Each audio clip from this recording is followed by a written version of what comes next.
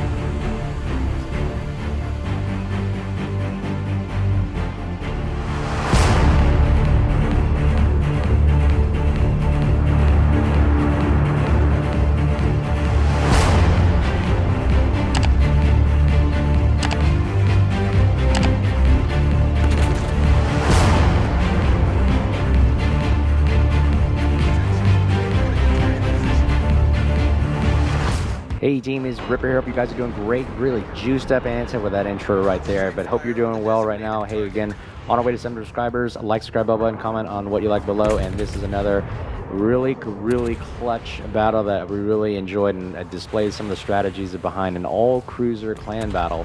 And this one's even special because we've got, yes, you got it, the Stalingrad trifecta with a bunch of Des Moines in support. Something that's just unrealistic.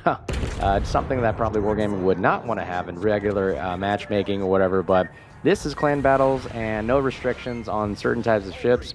You could have all 7 Stalingrads if you wanted to, but we decided to go with this kind of build up and just see how it kind of plays out and what you can do with the armaments and the capabilities that we have right here, and how we move together and in unison. And I really want to promote the teamwork and gameplay, and especially if you're on Discord or some kind of communication system, that it really is, it plays a very important factor with communication.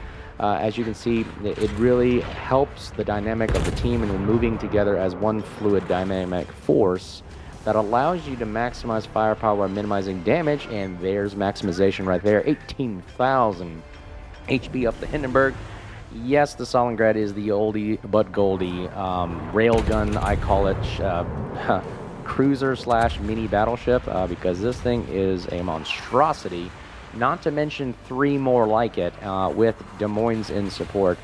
But really, this is a really fun match, and we begin moving in, capping Charlie. And you notice the team that, you know, honestly, a lot of people are trying to figure out how to counter this, but dividing your forces I don't think really works in a sense, because, you know, 3 against 7 is already as a disadvantage. And the other issue is you can't shoot all of us. You know, you can only pick one person to shoot at a time.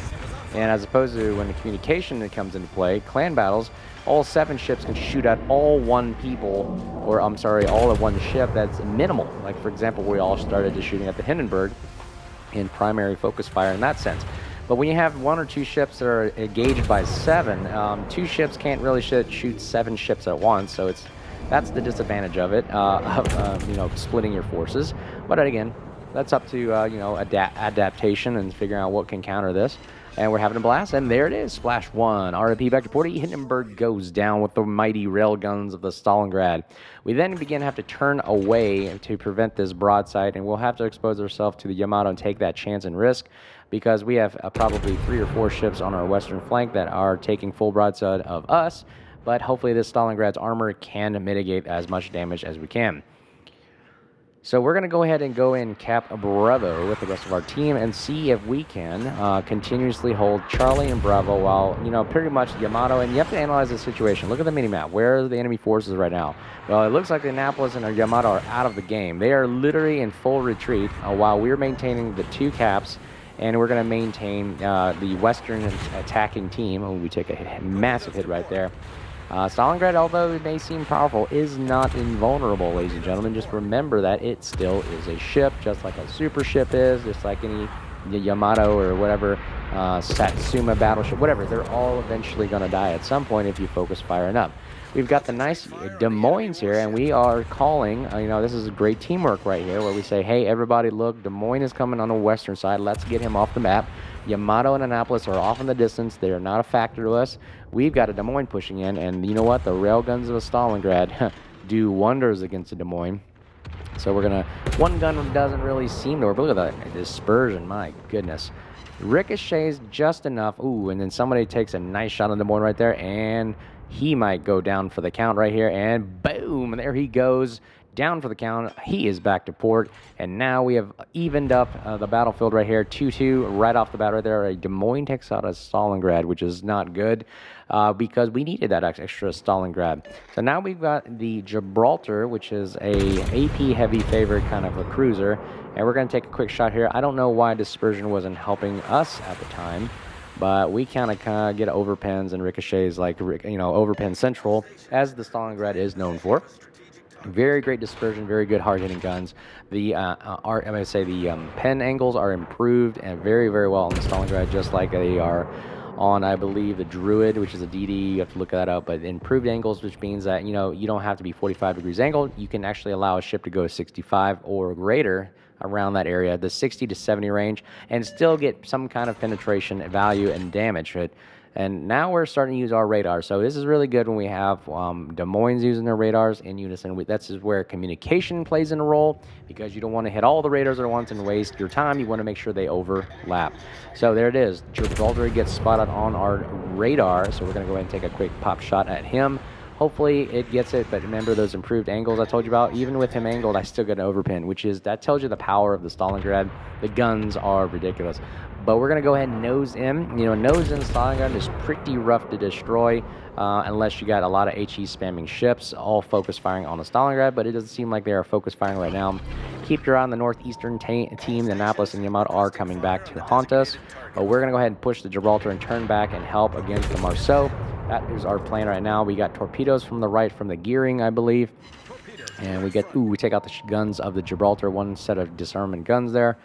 And we are now going to continuously press with our radar to help spot for our team to also open fire on him.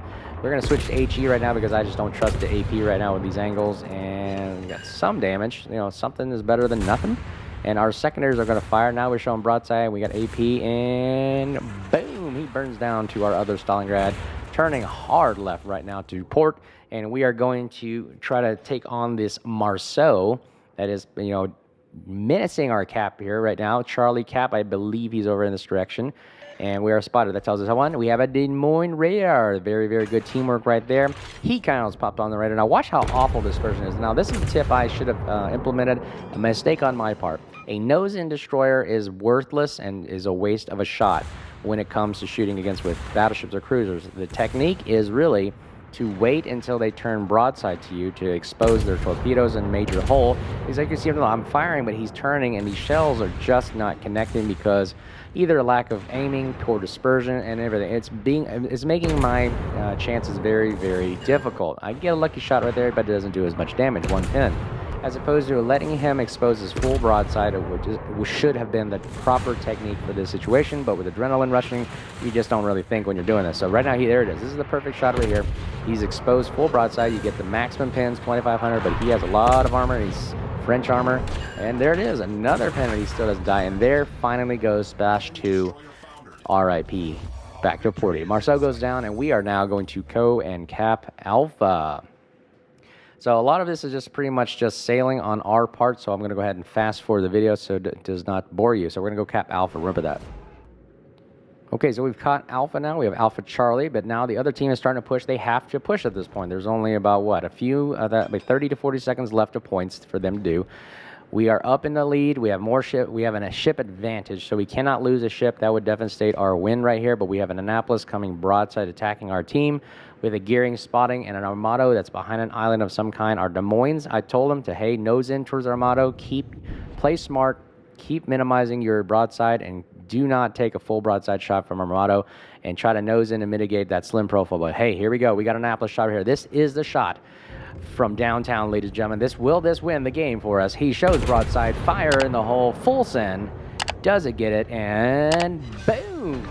Splash 3, RIP back to Porty, and that seals the game. What a nail-biter, clutch win for our team. But that is the all-cruiser clan battle with Stalingrads leading the charge. So hope you guys like it. There's the lineup right there. Let me know what you guys think. Like, subscribe, bell button below. We're on our way to 700 subscribers, and we can't thank you guys enough for all the support, and let us know what we can do to improve. So until next time, we'll see you guys soon. Cheers.